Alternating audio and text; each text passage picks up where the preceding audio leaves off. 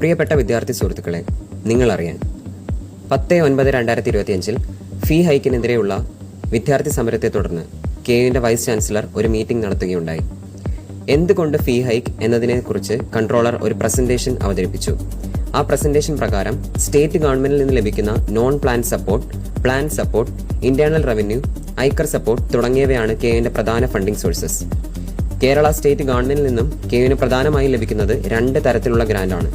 ഒന്ന് non plan grant, മറ്റൊന്ന് plan grant. Kerala state ഗവൺമെന്റിൽ നിന്ന് ലഭിക്കുന്ന നോൺ പ്ലാൻ സപ്പോർട്ട് എല്ലാ അധ്യയന വർഷവും 10% വീതം കൂടേണ്ടതാണ്.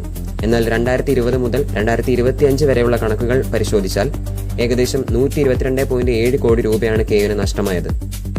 അതുപോലെ തന്നെ കേരള സ്റ്റേറ്റ് ഗവൺമെന്റിൽ നിന്ന് ലഭിക്കുന്ന പ്ലാൻ സപ്പോർട്ട് അഥവാ പ്ലാൻ ഗ്രാന്റ് 2020 മുതൽ 2025 വരെയുള്ള കണക്കുകൾ പരിശോധിച്ചാൽ 236.60 കോടി രൂപയാണ് നഷ്ടമായത്. കൺട്രോളർ അവതരിപ്പിച്ച ലിസ്റ്റ് പ്രകാരം കേരള കാർഷിക സർവകലാശാലയുടെ ബാധ്യത 188.71 കോടി രൂപ മാത്രമാണ്. കൺട്രോളർ അവതരിപ്പിച്ചത് പ്രകാരം കെയു കടത്തിലാവാനുള്ള പ്രധാന കാരണക്കാർ നമ്മുടെ സ്റ്റേറ്റ് ഗവൺമെന്റ് തന്നെയാണെന്നതാണ് യാഥാർത്ഥ്യം. വൈസ് ചാൻസലർ അഭിനയിക്കുന്ന കെ എക്സിക്യൂട്ടീവ് കമ്മിറ്റി തിരക്കഥ എഴുതിയ ഇടതുപക്ഷ സർക്കാരിന്റെ ഈ നാടകം ഇനി വേണ്ട.